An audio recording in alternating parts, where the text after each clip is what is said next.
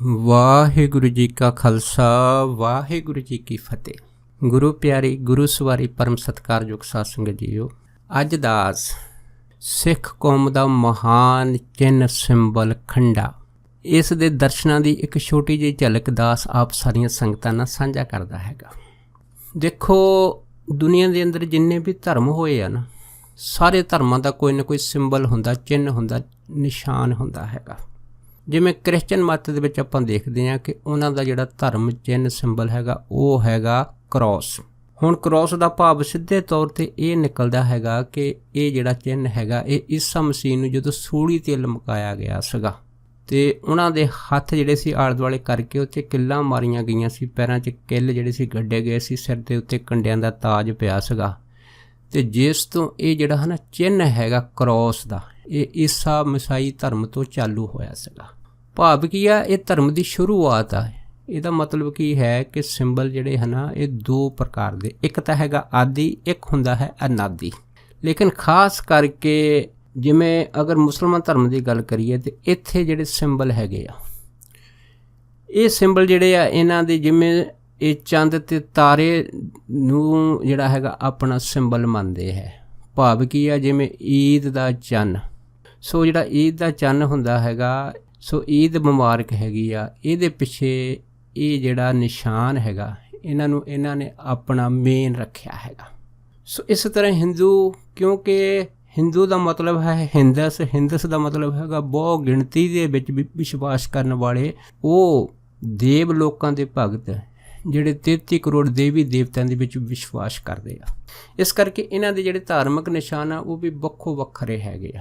ਅਗਰ ਕੋਈ ਸ਼ਿਵ ਜੀ ਨੂੰ ਮੰਨਦਾ ਤਾਂ ਉਹਦਾ ਤ੍ਰਿਸ਼ੂਲ ਹੈਗਾ, ਅਗਰ ਕੋਈ ਵਿਸ਼ਨੂੰ ਜੀ ਦਾ ਉਪਾਸਕ ਹੈਗਾ ਤਾਂ ਫਿਰ ਉਹ ਸ਼ੰਖ ਦਾ ਸਿੰਬਲ ਰੱਖਦਾ ਹੈਗਾ।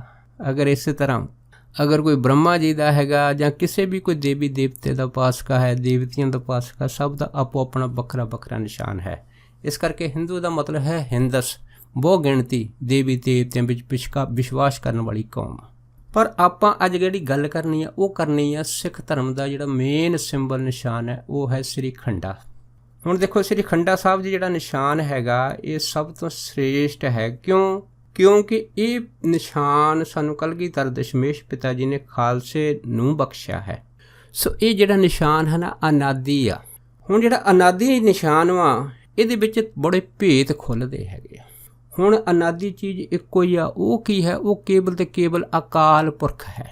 ਦੇਖੋ, ਅਕਾਲ ਪੁਰਖ ਜਿਹੜਾ ਪਰਮਾਤਮਾ ਪਰਿਪੂਰਨ ਹੈਗਾ, ਪਹਿਲੀ ਗੱਲ ਹੈ ਕਿ ਉਹਦਾ ਵੀ ਕੋਈ ਸਿੰਬਲ ਹੈ, ਨਿਸ਼ਾਨ ਹੈ? ਬਾਣੀ ਕਹਿੰਦੀ ਨਹੀਂ। ਕਿਉਂਕਿ ਜਿਹਦਾ ਚਿੰਨ੍ਹ ਨਹੀਂ ਹੈ, ਕੋਈ ਨਿਸ਼ਾਨ ਨਹੀਂ ਹੈਗਾ। ਸੋ ਜਿਹਦਾ ਚਿੰਨ੍ਹ ਹੀ ਨਹੀਂ ਹੈਗਾ, ਨਿਸ਼ਾਨ ਹੀ ਨਹੀਂ ਹੈਗਾ, ਅਤੇ ਫਿਰ ਉਹਦੀ ਪਹਿਚਾਣ ਕਿਵੇਂ ਹੋ ਸਕਦੀ ਹੈ? ਇਸੇ ਕਰਕੇ ਜਿਹੜਾ ਵਾਹਿਗੁਰੂ ਹੈ ਨਾ, ਸਾਨੂੰ ਦਸ਼ਮੇਸ਼ ਪਿਤਾ ਜੀ ਨੇ ਆਖਿਆ ਹੈਗਾ, ਚੱਕਰ ਚਿਹਨ ਔਰ ਵਰਨ ਜਾਤ ਔਰ ਪਾਤ ਨਹਿਨ ਜੇ, ਰੂਪ ਰੰਗ ਔਰ ਰੇਖ ਭੇਖ ਕੋ ਕਹਿ ਨਾ ਸਕਤ ਕਹਿ। ਹੁਣ ਜਿਹਦਾ ਚੱਕਰ ਕੋਈ ਨਹੀਂ ਹੈ, ਹੁਣ ਸਾਡਾ ਚੱਕਰ ਹੈ ਕਿ ਅਸੀਂ 84 ਲੱਖ ਜੂਨਾਂ ਦੇ ਵਿੱਚੋਂ ਭਟਕਦੇ ਫਿਰ ਇਸ ਮਨੁੱਖਾ ਦੇਹੀ ਦੀ ਹਾਲਤ ਤੱਕ ਪਹੁੰਚੇ ਹਾਂ। ਜਾਂ ਕੋਈ ਵੀ ਚੀਜ਼ ਹੈਗੀ ਆ, ਚਾਹੇ ਉਹ ਪਦਾਰਥਵਾਦੀ, ਜਿਵੇਂ ਮੂਰਤੀ ਹੈ, ਪਹਿਲਾਂ ਪੱਥਰ ਵਾ, ਫਿਰ ਘਾਟ ਨੇ ਘਟੀ ਆ, ਕੱਟ ਕੇ ਫਿਰ ਉਹਨੂੰ ਉਹਦਾ ਰੂਪ ਦੇ ਦਿੱਤਾ ਹੈਗਾ, ਉਹਨੂੰ ਇੱਕ ਭਗਵਾਨ ਬਣਾ ਦਿੱਤਾ ਹੈਗਾ। ਇਸੇ ਤਰ੍ਹਾਂ ਬਨਸਪਤੀ ਹੈਗੀ ਆ, ਪਹਿਲਾਂ ਉਹਨਾਂ ਦਾ ਜਿਹੜਾ ਰੂਪ ਆ ਬੀਜ ਰੂਪ ਆ, ਹੌਲੀ ਹੌਲੀ ਜਿਹੜੀ ਚੀਜ਼ ਆ ਉਹ ਫਿਰ ਪੈਦਾ ਹੋਈ ਆ, ਫਿਰ ਸਾਹਮਣੇ ਸਪਸ਼ਟ ਆਈ ਹੈਗੀ ਆ। ਇਸ ਤਰ੍ਹਾਂ ਹਰੇਕ ਚੀਜ਼ ਜਿਹੜੀ ਆ ਨਾ ਉਹ ਅੱਗੇ ਤੋਂ ਅੱਗੇ ਬਣੀ ਹੈ, ਉਹਦਾ ਕੋਈ ਨਾ ਕੋਈ ਚੱਕਰ ਹੈ, ਪਰ ਪਰਮਾਤਮਾ ਦਾ ਕੋਈ ਚੱਕਰ ਨਹੀਂ। ਦੂਸਰਾ ਕੀ ਆ? ਉਹਦਾ ਚਿੰਨ੍ਹ ਨਹੀਂ ਹੈਗਾ, ਪਛਾਣ ਨਹੀਂ ਹੈਗੀ ਕਿ ਜਿਸ ਤੋਂ ਪਛਾਣਿਆ ਜਾ ਸਕੇ। ਹੁਣ ਜਿਵੇਂ ਦੇਖੋ, ਦੇਵੀ ਦੇਵਤਿਆਂ ਦੇ ਚਿੰਨ੍ਹ ਵਾ। ਹੁਣ ਸ਼ਿਵ ਜੀ ਮਹਾਰਾਜ ਦਾ ਲਈਏ ਤਾਂ ਸਾਨੂੰ ਪਤਾ ਲੱਗਦਾ ਹੈਗਾ ਕਿ ਸ਼ਿਵ ਭਗਵਾਨ ਦਾ ਜਿਹੜੇ ਹੱਥਾਂ ਦੇ ਵਿੱਚ ਇੱਕ 'ਚ ਤ੍ਰਿਸ਼ੂਲ ਹੈ, ਦੂਸਰੇ ਦੇ ਵਿੱਚ ਡਮਰੂ ਹੈਗਾ, ਤੀਸਰੀਆਂ ਉਹਨਾਂ ਦੀਆਂ ਲੰਮੀਆਂ ਜਟਾਵਾਂ ਹੈਗੀਆਂ। ਫਿਰ ਉਹਨਾਂ ਦਾ ਜਿਹੜਾ ਪਹਿਨਣ ਵਾਲੇ ਵਸਤਰ ਆ ਉਹ ਸ਼ੇਰ ਖੱਲ ਤਾਂ ਜਾਂ ਹਾਥੀ ਦੀ ਖੱਲ ਹੁੰਦੀ ਆ। ਇਹ ਤਾਂ ਆਦਿਕ ਸ਼ਿਵ ਜੀ ਦੇ ਨਿਸ਼ਾਨ ਹੈਗੇ ਆ। ਹੁਣ ਵਿਸ਼ਨੂੰ ਭਗਵਾਨ ਦੇ ਨਿਸ਼ਾਨ ਹੈ, 4 ਬਾਹਾਂ ਹੈਗੀਆਂ, ਕੱਲੇ ਹੱਥ ਦੇ ਵਿੱਚ ਇੱਕ 'ਚ ਸ਼ੰਖ ਹੈ, ਇੱਕ 'ਚ ਗਦਾ ਹੈ, ਇੱਕ 'ਚ ਕਮਲ ਦਾ ਫੁੱਲ ਹੈ, ਅਤੇ ਇੱਕ ਦੇ ਵਿੱਚ ਸੁਦਰਸ਼ਨ ਚੱਕਰ ਹੈ। ਇਸੇ ਤਰ੍ਹਾਂ ਬ੍ਰਹਮਾ ਜੀ ਦੇ ਵੀ ਜਿਹੜੀ ਨਿਸ਼ਾਨ ਹੈਗੇ ਆ ਉਹ ਕੀ ਆ? ਜਿਵੇਂ 4 ਹੱਥ, ਉਹਨਾਂ ਵਿੱਚ 4 ਵੇਦ ਹੈਗੇ ਆ। ਇਸੇ ਤਰ੍ਹਾਂ ਬ੍ਰਹਮਾ ਜੀ ਦੇ 4 ਮੁੱਖ ਹੈਗੇ ਆ, ਅਤੇ ਹਰੇਕ ਦੀ ਆਪੋ ਆਪਣੀ ਸਵਾਰੀ ਵੀ ਆ। ਇਸੇ ਤਰ੍ਹਾਂ ਆਪਾਂ ਦੇਖਦੇ ਹਾਂ ਕਿ ਸ਼ਿਵ ਜੀ ਜਿਹੜੇ ਹੈਗੇ ਆ ਉਹ ਧੌਲੇ ਬਲਦ ਦੇ ਉੱਪਰ ਸਵਾਰ ਹੁੰਦੇ ਆ ਅਤੇ ਵਿਸ਼ਨੂੰ ਮਹਾਰਾਜ ਜਿਹੜੇ ਆ ਉਹ ਗਰੜ 'ਤੇ ਸਵਾਰ ਹੁੰਦੇ ਆ। ਇਸ ਤਰ੍ਹਾਂ ਹਰੇਕ ਦਾ ਨਾ ਆਪੋ ਆਪਣਾ ਇੱਕ ਨਿਸ਼ਾਨ ਹੈ, ਇੱਕ ਤਰੀਕਾ ਹੈਗਾ, ਇੱਕ ਚਿੰਨ੍ਹ। ਪਰ ਪਰਮੇਸ਼ਰ 'ਚ ਇਹ ਚੀਜ਼ ਨਹੀਂ ਹੈ। ਚੱਕਰ ਚਰਨ ਔਰ ਵਰਨ ਜਾਤ।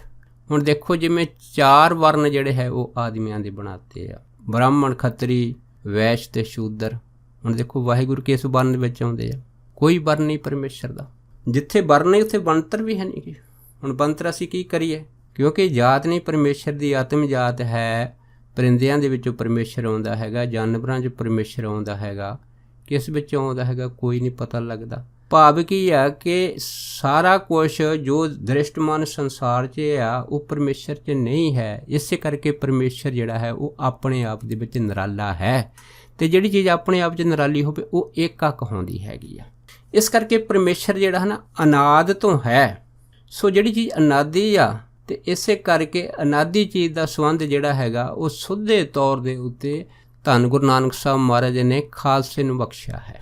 ਕਿਉਂ? ਖਾਲਸੇ ਨੂੰ ਇਹ ਹਦਾਇਤ ਕੀਤੀ ਗਈ ਆ ਕਿ ਇੱਕੋ ਸਿਮਰੇ ਨਾਨਕਾ ਜੋ ਜਲ ਥਲ ਰਿਹਾ ਸਮਾਏ, ਦੂਜਾ ਕਾਹੇ ਸਿਮਰੀਏ ਜੰਮੇ ਤੇ ਮਰ ਜਾਏ। ਸੋ ਇੱਕ ਦੇ ਨਾਲ ਜੋੜਿਆ ਹੈਗਾ। ਹੁਣ ਜਿਹੜੀ ਚੀਜ਼ ਇੱਕ ਦੇ ਨਾਲ ਜੁੜੀ ਹੈਗੀ ਆ ਉਹਦਾ ਫਿਰ ਨਿਸ਼ਾਨ ਵੀ ਜਿਹੜਾ ਹੈ ਨਾ ਫਿਰ ਅਨਾਦਿ ਹੈ। ਸੋ ਉਹ ਅਨਾਦਿ ਨਿਸ਼ਾਨ ਕੀ ਆ? ਜਿਵੇਂ ਸਾਨੂੰ ਗੁਰਬਾਣੀ ਨੇ ਆਖਿਆ ਹੈ ਕਿ ਇਹ ਜਿਹੜਾ ਅਨਾਦਿ ਨਿਸ਼ਾਨ ਹੈਗਾ ਇਹ ਅਨਾਦਿ ਤੋਂ ਹੀ ਪੈਦਾ ਹੁੰਦਾ ਹੈ, ਅਤੇ ਉਸ ਅਨਾਦ ਕਾਲ ਪੁਰਖ ਨੇ ਸਭ ਤੋਂ ਪਹਿਲਾਂ ਅਗਰ ਕੋਈ ਚੀਜ਼ ਨਿਸ਼ਾਨ ਦੇ ਵਿੱਚ ਬਣਾਈ ਹੈ ਤਾਂ ਉਹ ਬਣਾਇਆ ਹੈ ਖੰਡਾ। ਹੁਣ ਜਿਵੇਂ ਖੰਡਾ ਹੈਗਾ, ਗੁਰਬਾਣੀ ਆਖਦੀ ਆ ਕਿ ਖੰਡਾ ਪ੍ਰਥਮੇ ਸਾਜ ਕੇ ਜਿਨ ਸਭ ਸੰਸਾਰ ਉਪਾਇਆ। ਹੁਣ ਸਭ ਤੋਂ ਪਹਿਲਾਂ ਖੰਡਾ ਬਣਾਇਆ। ਹੁਣ ਜਿਹੜਾ ਖੰਡਾ ਹੈਗਾ ਇਹ ਕੀ ਹੈ? ਇਹ ਹੈ ਕਾਲ। ਸਮੇਂ ਦੇ ਵਿੱਚ ਆਉਂਦਾ ਖੰਡਾ, ਮੌਤ ਦਾ ਪ੍ਰਤੀਕ ਹੈ। ਇਸ ਕਰਕੇ ਸ੍ਰਿਸ਼ਟੀ ਸਾਜਣ ਤੋਂ ਪਹਿਲਾਂ ਪਰਮੇਸ਼ਰ ਨੇ ਖੰਡਾ ਬਣਾਇਆ। ਭਾਵ ਕਿ ਪਹਿਲਾਂ ਇਸ ਚੀਜ਼ ਨੂੰ ਨਾਸ ਕਿਵੇਂ ਕਰਨਾ ਹੈਗਾ, ਜਿਹੜੀ ਚੀਜ਼ ਬਣਾਈ ਆ ਸਭ ਤੋਂ ਪਹਿਲਾਂ ਚੀਜ਼ ਨਾਸ ਕਰਨ ਵਾਲੀ ਬਣਾਈ, ਉਹ ਬਣਾਇਆ ਹੈ ਖੰਡਾ। ਹੁਣ ਜਿਹੜਾ ਖੰਡਾ ਹੈਗਾ, ਖੰਡਾ 2 ਧਾਰੀ ਹੁੰਦਾ ਹੈ। ਭਾਵ ਕੀ ਆ? ਇੱਕ ਪਾਸੇ ਪਰਮੇਸ਼ਰ ਜਿਹੜਾ ਹੈਗਾ ਉਹ ਸ੍ਰਿਸ਼ਟੀ ਨੂੰ ਪੈਦਾ ਕਰਦਾ ਅਤੇ ਦੂਸਰੇ ਪਾਸੇ ਨਾਸ ਵੀ ਕਰ ਦਿੰਦਾ। ਇਸ ਕਰਕੇ ਖੰਡਾ ਜਿਹੜੀ ਇਹਦੀ ਬਣਤਰ ਹੈਗੀ ਇਹ 2 ਧਾਰੀ ਸਾਨੂੰ ਇਸ ਚਿੰਨ੍ਹ ਦੇ ਵਿੱਚ ਨਜ਼ਰ ਆਉਂਦੀ ਆ, ਇਹਦੇ ਦਰਸ਼ਨ ਦੀਦਾਰ ਹੁੰਦੇ ਆ। ਸੋ ਇਹ ਖੰਡਾ ਜਿਹੜਾ ਇਹ ਸਾਨੂੰ ਬਖਸ਼ਿਆ ਅਕਾਲ ਪੁਰਖ ਨੇ। ਹੁਣ ਇਸ ਖੰਡੇ ਦੇ ਵਿੱਚੋਂ ਜਿਹੜੀ ਚੀਜ਼ ਫਿਰ ਬਾਹਰ ਨਿਕਲੀ ਆ ਉਹ ਨਿਕਲਿਆ ਹੈਗਾ ਬ੍ਰਹਿਮੰਡ। ਹੁਣ ਦੇਖੋ ਜਿਹੜੇ ਬ੍ਰਹਿਮੰਡ ਜਾਂ ਸ੍ਰਿਸ਼ਟੀਆਂ ਪੈਦਾ ਹੋਈਆਂ ਹੈਗੀਆਂ, ਸਾਰੀਆਂ ਜਿੰਨੀਆਂ ਵੀ ਸ੍ਰਿਸ਼ਟੀਆਂ ਪੈਦਾ ਹੋਈਆਂ, ਹੁਣ ਸਾਰੀ ਕੋਈ ਇਹ ਨਹੀਂ ਕਹਿ ਸਕਦਾ ਕਿ ਇਹ ਜਿਹੜੀ ਸ੍ਰਿਸ਼ਟੀ ਆ ਇਹ ਚਵਟਾ ਹੈਗੀ ਆ, ਇਹ ਸ੍ਰਿਸ਼ਟੀ ਜਿਹੜੀ ਹੈ ਤਿਰਛੀ ਹੈਗੀ ਆ, ਬਿੰਗੀ ਹੈਗੀ ਆ, ਟੇਢੀ ਹੈਗੀ ਆ, ਇਸ ਤਰ੍ਹਾਂ ਹੈ, ਇਸ ਤਰ੍ਹਾਂ ਹੈ। ਇਸ ਤਰ੍ਹਾਂ ਨਹੀਂ ਹੈ। ਕਿਉਂ? ਹਰੇਕ ਚੀਜ਼ ਜੋ ਭਾਸਦੀ ਆ ਸਾਨੂੰ, ਚਾਹੇ ਇੱਕ ਬ੍ਰਹਿਮੰਡ ਦੇ ਅੰਦਰ ਸੂਰਜ ਆ, ਚੰਦਰਮਾ, ਤਾਰੇ ਆ, ਧਰਤੀਆਂ, ਪਰ ਜੋ ਵੀ ਚੀਜ਼ ਭਾਸਦਾ ਹੈ ਉਹ ਸਾਨੂੰ ਗੋਲਾਕਾਰ ਰੂਪ ਦੇ ਵਿੱਚ ਭਾਸਦਾ ਹੈ। ਜਿਹੜੀ ਚੀਜ਼ ਸਾਨੂੰ ਗਲਾਈ ਦੇ ਅੰਦਰ ਭਾਸਦੀ ਆ, ਗੋਲਾਕਾਰ ਰੂਪ ਦੇ ਅੰਦਰ ਭਾਸਦੀ ਆ, ਸੋ ਉਹ ਜਿਹੜਾ ਖੰਡੇ ਦੇ ਦੁਆਲੇ ਗੋਲਾ ਹੈਗਾ ਇਸ ਚੀਜ਼ ਦਾ ਨਿਸ਼ਾਨ ਹੈ। ਸੋ ਜਿਹੜਾ ਗੋਲਕਾਰ ਹੁੰਦਾ ਹੈਗਾ, ਇਸ ਗੋਲਕਾਰ ਦਾ ਕੋਈ ਸਿਰਾ ਨਹੀਂ ਹੈ। ਭਾਵ ਕਿ ਇਹਦੀ ਸ਼ੁਰੂਆਤ ਨਹੀਂ ਮਿਲਦੀ ਅਤੇ ਨਾ ਇਹਦਾ ਐਂਡ ਮਿਲਦਾ ਹੈਗਾ। ਹੁਣ ਗੋਲ ਚੀਜ਼ ਦੇ ਵਿੱਚ ਤੁਸੀਂ ਕੀ ਐਸਟੀਮੇਟ ਲਾਓਗੇ, ਕੀ ਅੰਦਾਜ਼ਾ ਲਾਓਗੇ ਕਿ ਇਹ ਜਿਹੜਾ ਗੋਲ ਚੱਕਰ ਕਿੱਥੋਂ ਸ਼ੁਰੂ ਹੁੰਦਾ ਅਤੇ ਕਿੱਥੇ ਬੰਦ ਹੁੰਦਾ ਹੈਗਾ। ਇਸ ਕਰਕੇ ਇਹ ਭੇਦ ਜਿਹੜਾ ਹੈ ਨਾ ਇਹ ਕੋਈ ਨਹੀਂ ਜਾਣਦਾ। ਇਸ ਕਰਕੇ ਇਹ ਸਾਰਾ ਕੁੱਲ ਬ੍ਰਹਿਮੰਡ, ਕੁੱਲ ਸ੍ਰਿਸ਼ਟੀਆਂ ਜਿਹੜਾ ਇਹ ਗੋਲਾਕਾਰ ਚੱਕਰ ਹੈ। ਹੁਣ ਜਿਵੇਂ ਸਾਨੂੰ ਧੰਨ ਗੁਰੂ ਨਾਨਕ ਸਾਹਿਬ ਮਹਾਰਾਜ ਨੇ ਦੱਸਿਆ ਹੈਗਾ ਕਿ ਕਵਨ ਸੁ ਬੇਲਾ ਵਕਤ ਕਵਨ, ਕਵਨ ਥਿਤ ਕਵਨ ਬਾਰ, ਕਵਨ ਸੇ ਰੁਤੀ ਮਹ ਕਵਨ ਜਿਤ ਹੋਆ ਆਕਾਰ। ਹੁਣ ਕਿਹੜਾ ਬੇਲਾ ਸੀਗਾ? ਬੇਲਾ ਤਾਂ ਭਾਵ ਟਾਈਮ, ਸਮਾਂ ਕਿਹੜਾ ਸੀਗਾ? ਹੁਣ ਚੱਕਰ ਦੇ ਵਿੱਚ ਕੋਈ ਸਮਾਂ ਨਜ਼ਰ ਨਹੀਂ ਆਉਂਦਾ। ਕਵਨ ਸੁ ਬੇਲਾ ਸਵੇਰ ਦਾ ਵੇਲਾ ਸੀ, ਦੁਪਹਿਰ ਦਾ ਵੇਲਾ ਸੀ, ਸ਼ਾਮ ਦਾ ਵੇਲਾ ਸੀਗਾ। ਕਿਹੜਾ ਵੇਲਾ ਸੀ? ਰਾਤ ਦਾ ਵੇਲਾ ਸੀਗਾ, ਅੰਮ੍ਰਿਤ ਵੇਲਾ ਸੀਗਾ, ਜਾਂ ਸੰਧਿਆ ਦਾ ਸਮਾਂ ਸੀ? ਕੋਈ ਨਹੀਂ ਜਾਣਦਾ। ਵਕਤ ਕਵਨ, ਵਕਤ ਕਿਹੜਾ ਟਾਈਮ ਸੀਗਾ? 1 ਵਜੇ ਸੀ, 2 ਵਜੇ ਸੀ, 3 ਵਜੇ, 4 ਵਜੇ, 2:30 ਵਜੇ, 6 ਵਜੇ, ਕੋਈ ਨਹੀਂ ਦੱਸ ਸਕਦਾ। ਕਵਨ ਸੁ ਬੇਲਾ ਵਕਤ ਕਵਨ, ਕਵਨ ਥਿਤ ਕਿਹੜੀ ਤਰੀਕ ਸੀ? 1 ਤਰੀਕ ਸੀ, 2 ਤਰੀਕ ਸੀ, 3, 4, 5, ਹੁਣ 31 ਤਰੀਕਾਂ ਵਿੱਚੋਂ ਕਿਹੜੀ ਤਰੀਕ ਸੀ? ਕੋਈ ਨਹੀਂ ਜਾਣਦਾ। ਕਵਨ ਵਾਰ ਕਹਿੰਦੇ ਫਿਰ ਕਿਹੜਾ ਵਾਰ ਸੀਗਾ? ਸੋਮਵਾਰ ਸੀ, ਮੰਗਲਵਾਰ, ਬੁੱਧ, ਵੀਰ, ਸ਼ੁੱਕਰ ਆਦਿ, ਕੋਈ ਨਹੀਂ ਜਾਣਦਾ। ਕਬਨ ਰੁੱਤੀ ਰੁੱਤ ਕਿਹੜੀ ਸੀਗੀ? ਗਰਮੀਆਂ ਸੀ, ਸਰਦੀਆਂ ਸੀ, ਪਤਝੜ ਸੀ, ਬਸੰਤ ਸੀਗੀ, ਸੀਤ ਸੀਗਾ। ਕਿਹੜੀ ਰੁੱਤ ਸੀ? ਮਾਹ ਕਬਨ ਕਿਹੜਾ ਮਹੀਨਾ ਸੀ? ਜਨਵਰੀ ਸੀ, ਫਰਵਰੀ, ਮਾਰਚ, ਅਪ੍ਰੈਲ, 12 ਮਹੀਨੇ 'ਚ ਕਿਹੜਾ ਮਹੀਨਾ ਸੀਗਾ? ਤੇ ਇਹਦਾ ਕੋਈ ਸੰਨ ਨਹੀਂ ਜਾਣਦਾ ਵੀ ਕਿਹੜਾ ਸੰਨ ਸੀ, ਕਿਹੜੀ ਸਦੀ ਸੀ। ਭਾਵ ਕੀ ਆ, ਸਾਨੂੰ ਧੰਨ ਗੁਰੂ ਨਾਨਕ ਸਾਹਿਬ ਮਹਾਰਾਜ ਦੱਸਿਆ ਕਿ ਜਾ ਕਰਤਾ ਸ੍ਰਿਸ਼ਟੀ ਕੋ ਸਾਜੇ ਆਪੇ ਜਾਣੇ ਸੋਏ। ਜਿਹੜੇ ਪਰਮੇਸ਼ਰ ਨੇ ਇਸ ਸ੍ਰਿਸ਼ਟੀ ਬ੍ਰਹਿਮੰਡ ਬਣਾਇਆ ਹੈ ਨਾ, ਉਹ ਆਪ ਜਾਣਦਾ ਹੈਗਾ ਕਿ ਇਹਦੀ ਸ਼ੁਰੂਆਤ ਕਿੱਥੋਂ ਆ ਤੇ ਕਿੱਥੇ ਦਾ ਐਂਡ ਹੈ। ਇਸ ਕਰਕੇ ਜਿਹੜਾ ਗੋਲਾਕਾਰ ਚੱਕਰ ਵਾ ਹੈ ਨਾ, ਇਹਨੂੰ ਦੂਸਰਾ ਜਾਣ ਨਹੀਂ ਸਕਦਾ ਹੈ। ਇਸ ਕਰਕੇ ਖੰਡੇ ਦੇ ਦੁਆਲੇ ਜਿਹੜਾ ਹੈ ਨਾ, ਇਹ ਗੋਲ ਚੱਕਰ ਬਣਾਇਆ ਹੈ। ਹੁਣ ਸਾਰਾ ਬ੍ਰਹਿਮੰਡ ਜਿਹੜਾ ਹੈ ਨਾ, ਇਹ ਗੋਲ ਹੈ। ਅੱਜ ਦੀ ਤੁਸੀਂ ਦੇਖਦੀ ਸਾਇੰਸ ਦੱਸਦੇ ਆ ਕਿ ਸਭ ਚੀਜ਼ ਜਿਹੜੀ ਹੈ ਉਹ ਗੋਲ ਹੈਗੀ। ਜਿਵੇਂ ਉਹ ਜਿਹੜੀ ਗੋਲਾਕਾਰ ਚੱਕਰ ਚੀਜ਼ ਹੈਗੀ ਆ, ਇਹ ਸਥਿਰ ਨਹੀਂ ਹੈ। ਇਹ ਜਿਹੜੀ ਗੋਲਾਈ ਹੈ ਜਾਂ ਬ੍ਰਹਿਮੰਡ ਹੈਗੇ ਆ, ਇਹ ਸਾਰੇ ਬ੍ਰਹਿਮੰਡ ਜਿਹੜੇ ਇਹਨਾਂ ਦੀ ਇੱਕ ਗਤੀ ਹੈ, ਇੱਕ ਰਫਤਾਰ ਹੈਗੀ ਆ। ਹਰੇਕ ਚੀਜ਼ ਦੇ ਵਿੱਚ ਰਫਤਾਰ ਆ। ਕਿਉਂ? ਜਿੱਥੇ ਸਮਾਂ ਆ ਗਿਆ, ਜਿੱਥੇ ਕਾਲ ਆ ਗਿਆ, ਤੇ ਕਾਲ ਦੇ ਵਿੱਚ ਗਤੀ ਆ ਜਾਂਦੀ ਆ, ਰਫਤਾਰ ਆ ਜਾਂਦੀ ਆ, ਤੇਜ਼ਪਨ ਆ ਜਾਂਦਾ। ਸੋ ਹਰੇਕ ਚੀਜ਼ ਜਿਹੜੀ ਘੁੰਮਦੀ ਆ। ਜਿਵੇਂ ਸਾਨੂੰ ਆਸਾ ਦੀ ਵਾਰ 'ਚ ਪਤਾ ਲੱਗਦਾ ਕਿ ਕੋਲੂ, ਚਰਖਾ, ਚੱਕੀ, ਚੱਕ, ਥਲ, ਬਰੋਲੇ, ਬਹੁਤ ਅਨੰਤ, ਲਾਟੂ, ਮਧਾਣੀਆਂ, ਅਨਗਾਹ, ਪੰਖੀ ਭੌਂਦਿਆਂ ਲੈਣ ਨਾ ਸਾਹ, ਸੂਏ ਚਾੜ ਪੁਆਈਏ ਜੰਤ, ਨਾਨ ਭੌਂਦਿਆਂ ਗੰਤ ਨਾ ਅੰਤ। ਕਿੰਨੀ ਚੀਜ਼ ਘੁੰਮਦੀ, ਕੋਈ ਗਿਣਤੀ ਮਿਣਤੀ ਨਹੀਂ। ਪਰ ਇੱਕ ਚੀਜ਼ ਜਿਹੜੀ ਨਹੀਂ ਘੁੰਮਦੀ, ਜਿਹੜੀ ਸਟੇਬਲ ਹੈਗੀ, ਉਹ ਕੇਵਲ ਤੇ ਕੇਵਲ ਪਰਮੇਸ਼ਰ ਵਾਹਿਗੁਰੂ ਜੀ ਹਨ। ਸਿਰਫ ਪਰਮਾਤਮਾ ਜਿਹੜਾ ਹੈ ਨਾ, ਉਹ ਨਹੀਂ ਘੁੰਮਦਾ ਹੈ, ਉਹ ਸਟੇਬਲ ਹੈ। ਉਹ ਸ਼ਕਤੀ ਇੱਕ ਜਗ੍ਹਾ ਖੜੀ। ਜਿਹੜੀ ਸ਼ਕਤੀ ਇੱਕ ਜਗ੍ਹਾ ਖੜੀ ਆ, ਉਹਦਾ ਰੂਪ ਨ ਰੇਖ ਨ ਰੰਗ ਕੁਛ, ਤ੍ਰੈ ਗੁਣ ਤੇ ਪ੍ਰਭ ਭਿੰਨ। ਉਹਦਾ ਕੋਈ ਰੂਪ ਨਹੀਂ, ਕੋਈ ਰੇਖ ਨਹੀਂ, ਕੋਈ ਰੰਗ ਨਹੀਂ ਹੈ। ਅਤ ਸੂਖਮ ਹੈ, ਔਰ ਇੰਨੀ ਸੂਖਮ ਹੈ ਕਿ ਉਹ ਤੋਂ ਕੋਈ ਕਲਪਨਾ ਨਹੀਂ ਕਰ ਸਕਦਾ, ਕਿਸੇ ਦੇ ਕਲਪਨਾ 'ਚ ਨਹੀਂ ਆ ਸਕਦੀ। ਜਿਉਂ ਕਹਿ ਲਓ ਕਿ ਜਿਵੇਂ ਇੱਕ ਸੁਮੇਰ ਪਰਬਤ ਹੋਵੇ ਅਤੇ ਸੁਮੇਰ ਪਰਬਤ ਦਾ ਇੱਕ ਅਣੂ ਹੋਵੇ। ਅਗਰ ਉਸ ਅਣੂ ਦੇ ਵੀ ਅਸੀਂ ਬਹੁਤ ਸਾਰੇ ਹਿੱਸੇ ਕਰੀਏ ਤੇ ਜਿਹੜਾ ਆਖਰੀ ਬਚੇ, ਉਹ ਵੀ ਸਮਝ ਲਓ ਇੱਕ ਕਲਪਨਾ ਮਾਤਰ ਹੈ। ਸੋ ਜਿਹੜੀ ਚੀਜ਼ ਕਲਪਨਾ ਮਾਤਰ ਹੈ, ਪਰਮੇਸ਼ਰ ਇੰਨਾ ਸੂਖਮ ਆ ਵੀ ਇਹਦੀ ਕਲਪਨਾ ਵੀ ਨਹੀਂ ਹੋ ਸਕਦੀ। ਜਿਵੇਂ ਹਵਾ ਸੂਖਮ ਹੈ, ਸਾਡੀ ਨਜ਼ਰ ਸੂਖਮ ਹੁੰਦੀ ਆ, ਸਾਡੀਆਂ ਊਰਜਾਂ ਸੂਖਮ ਹੁੰਦੀਆਂ, ਸਾਡੀਆਂ ਸਰੀਰ ਵਿੱਚ ਰਹਿਣ ਵਾਲੀਆਂ ਸ਼ਕਤੀਆਂ, ਕਾਮ, ਕ੍ਰੋਧ, ਲੋਭ, ਮੋਹ, ਹੰਕਾਰ ਸੂਖਮ ਹੈ। ਕੋਈ ਚੀਜ਼ ਨਜ਼ਰ ਨਹੀਂ ਆਉਂਦੀ। ਤੇ ਜਿਹਨੇ ਇੰਨੀ ਵੱਡੀ ਕੁਦਰਤ ਸੂਖਮ ਬਣਾਈ ਹੈਗੀ ਆ, ਤਾਂ ਆਪ ਕਿੰਨਾ ਸੂਖਮ ਹੈ। ਇਸੇ ਤਰ੍ਹਾਂ ਪਰਮੇਸ਼ਰ ਨੇ 5 ਤੱਤ ਬਣਾਏ, 25 ਪ੍ਰਕਿਰਤੀਆਂ ਬਣਾਈਆਂ, ਕਿੰਨੀਆਂ ਸੂਖਮ ਹੈ। ਪਰ ਉਹ ਆਪ ਸੂਖਮ ਬੀਜ ਰੂਪ ਹੈ ਸਭ ਦਾ, ਉਹ ਅਕਾਲ ਸ਼ਕਤੀ। ਇਸੇ ਕਰਕੇ ਸਾਰੀ ਚੀਜ਼ ਜਿਹੜੀ ਹੈ ਨਾ, ਗੋਲਕਾਰ ਹੈ। ਹੁਣ ਖੰਡਾ ਹੈ, ਖੰਡੇ ਦੁਆਲੇ ਗੋਲ ਆਕਾਰ ਹੋ ਗਿਆ। ਇਸ ਗੋਲਕਾਰ ਤੋਂ ਬਾਅਦ 2 ਵੱਡੀਆਂ ਜਿਹੜੀਆਂ ਸ੍ਰੀ ਸਭਾ ਕਿਰਪਾਨਾਂ, ਇਹਦੇ ਦੁਆਲੇ ਜਿਹੜੀਆਂ ਖੰਡੇ ਦੇ ਸਾਨੂੰ ਦਰਸ਼ਨ ਦੇ ਵਿੱਚ ਪ੍ਰਾਪਤ ਹੁੰਦੀਆਂ। ਸੋ ਉਹ ਜਿਹੜੀਆਂ 2 ਵੱਡੀਆਂ ਸ੍ਰੀ ਸਭਾ ਹੈਗੀਆਂ, ਕਿਰਪਾਨਾਂ ਹੈਗੀਆਂ, ਉਹ ਕੀ ਹੈ? ਉਹ ਹੈ ਖੁਦ ਪਰਮੇਸ਼ਰ ਦਾ ਰੂਪ, ਆਪ ਵਾਹਿਗੁਰੂ। ਹੁਣ ਜਿਹੜਾ ਵਾਹਿਗੁਰੂ ਪਰਮੇਸ਼ਰ ਵਾ, ਇਹਦੇ 4 ਰੂਪ ਗੁਰਬਾਣੀ ਨੇ ਦੱਸੇ ਆ। ਇੱਕ ਹੈ ਨਿਰਗੁਣ, ਦੂਸਰਾ ਹੈ ਸਰਗੁਣ, ਤੀਸਰਾ ਹੈ ਸ਼ਬਦ ਰੂਪ, ਔਰ ਚੌਥਾ ਹੈਗਾ ਸ਼ਾਸਤਰ ਰੂਪ। ਹੁਣ ਜਿਹੜੀਆਂ ਸ੍ਰੀ ਸਾਹਿਬਾਂ ਹੈਗੀਆਂ, ਇਹ 2 ਸ੍ਰੀ ਸਾਹਿਬਾਂ ਉਸ ਗੋਲਕਾਰ ਚੱਕਰ ਦੇ ਦੁਆਲੇ, ਇਹ ਪਰਮੇਸ਼ਰ ਦਾ ਨਿਰਗੁਣ ਤੇ ਸਰਗੁਣ ਰੂਪ ਸ਼ਾਸਤਰ ਰੂਪ ਦੇ ਵਿੱਚ ਹੈ। ਤੇ ਇਹ ਜਿਹੜੀ ਸਾਰੀ ਚੀਜ਼ ਬਣ ਜਾਂਦੀ ਆ, ਖੰਡਾ, ਖੰਡੇ ਦੇ ਦੁਆਲੇ ਗੋਲਾਕਾਰ ਚੱਕਰ ਤੇ ਆਲੇ ਦੁਆਲੇ 2 ਸ੍ਰੀ ਸਾਹਿਬਾਂ। ਇਹ ਨਿਰਗੁਣ ਤੇ ਸਰਗੁਣ ਰੂਪ ਦੀਆਂ 2 ਐਸੀਆਂ ਸ਼ਕਤੀਆਂ ਜਿਹੜੀਆਂ ਕੁੱਲ ਬ੍ਰਹਿਮੰਡ ਦੀ ਰੱਖਿਆ ਕਰਦੀਆਂ ਹੈ। ਭਾਵ ਕਿ ਇਹਨੂੰ ਆਸਰਾ ਦਿੰਦੀਆਂ ਹੈਗੀਆਂ। ਸੋ ਆਸਰਾ ਜਿਹੜਾ ਹੈਗਾ ਉਹ ਕਿਵੇਂ ਦਿੰਦੀਆਂ? ਕਿਉਂਕਿ ਇਸ ਦੇ ਵਿੱਚ ਜੀਵ ਆਉਂਦੇ ਆ।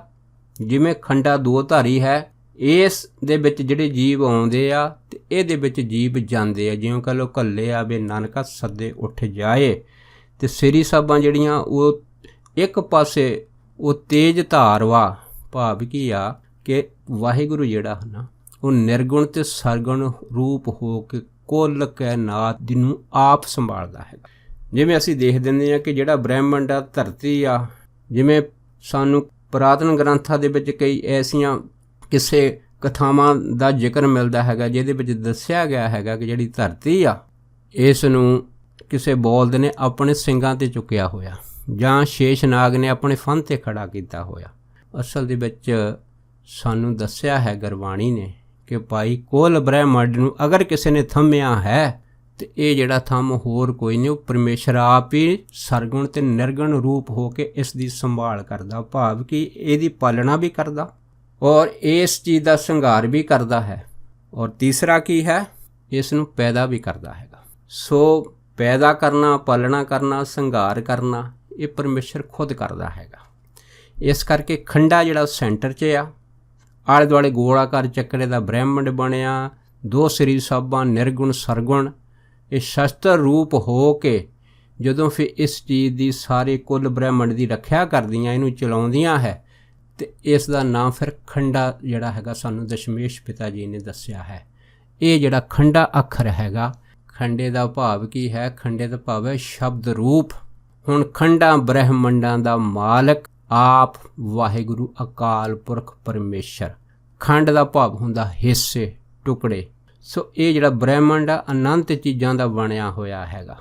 ਸੋ ਜਿਹੜੀ ਚੀਜ਼ ਅਨੰਤ ਚੀਜ਼ਾਂ ਦੀ ਬਣੀ ਹੋਈ ਹੈ ਉਸ ਨੂੰ ਅਸੀਂ ਖੰਡ ਆਖ ਦਿੰਦੇ ਹਾਂ। ਸੋ ਇਹ ਅੱਗੇ ਤੋਂ ਅੱਗੇ ਇਸ ਬ੍ਰਹਿਮੰਡ ਦੇ ਅੰਦਰ ਅਨੇਕਾਂ ਖੰਡ ਹੈ।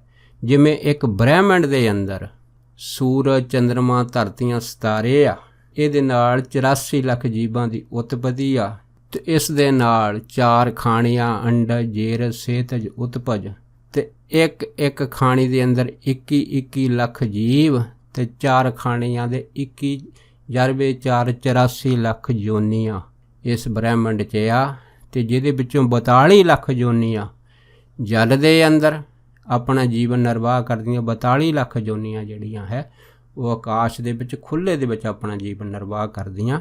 ਇਹ ਪਰਮੇਸ਼ਰ ਦੀ ਸਾਰੀ ਜਿਹੜੀ ਖੇਡ ਹੈਗੀ ਆ, ਸਾਨੂੰ ਦਸ਼ਮੇਸ਼ ਪਿਤਾ ਮਹਾਰਾਜ ਨੇ ਸਾਨੂੰ ਖੰਡੇ ਦੇ ਵਿੱਚ ਦਰਸਾਈ ਹੈਗੀ ਆ।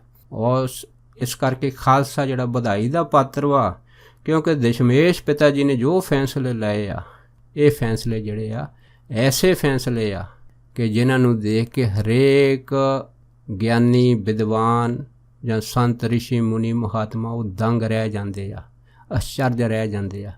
ਔਰ ਇਹ ਜਿਹੜਾ ਬਖਸ਼ਿਸ਼ ਦੇ ਰੂਪ ਦੇ ਵਿੱਚ ਸਾਨੂੰ ਖੰਡਾ ਨਿਸ਼ਾਨ ਮਿਲਿਆ ਹੈਗਾ, ਇਸ ਦੀ ਮਹਾਨਤਾ ਜਿਹੜੀ ਬਿੱਤੋਂ ਵਾਰੀ ਆ, ਅੱਖਰਾਂ ਦੇ ਨਾਲ ਵਰਣਨ ਨਹੀਂ ਕੀਤੀ ਜਾ ਸਕਦੀ। ਇਹਦਾ ਭਾਵ ਇਹ ਹੈ ਕਿ ਅਸੀਂ ਉਸ ਅਕਾਲ ਪੁਰਖ ਦੇ ਨਾਲ ਜੁੜੇ ਹਾਂ, ਜਿਹੜਾ ਅਕਾਲ ਪੁਰਖ ਪੂਰੀ ਸ੍ਰਿਸ਼ਟੀ ਨੂੰ ਆਪ ਪੈਦਾ ਕਰਦਾ ਹੈਗਾ, ਆਪ ਉਹਦਾ ਪਾਲਣ ਪੋਸ਼ਣ ਕਰਦਾ ਤੇ ਆਪ ਹੀ ਉਹਦਾ ਸ਼ਿੰਗਾਰ ਕਰਦਾ ਹੈਗਾ। ਸੋ ਦਾਸ ਆਪ ਸਾਰੀਆਂ ਸੰਗਤਾਂ ਦੇ ਨਾਲ ਖੰਡੇ ਦੇ ਬਾਬਤ ਤਿਲ ਮਾਤਰ ਵਿਚਾਰ ਸਾਂਝਾ ਕਰਦਾ ਹੋਇਆ ਖਿਮਾ ਦਾ ਜਾਚਕ ਵਾ ਜੀ। ਹੋਈਆਂ ਬੇਅੰਤ ਭੁੱਲਾਂ ਚੁੱਕਾਂ ਦੀ ਖਿਮਾ ਬਖਸ਼ਣੀ। ਸੋ ਫਤਿਹ ਬੁਲਾਓ। ਵਾਹਿਗੁਰੂ ਜੀ ਕਾ ਖਾਲਸਾ, ਵਾਹਿਗੁਰੂ ਜੀ ਕੀ ਫਤਿਹ।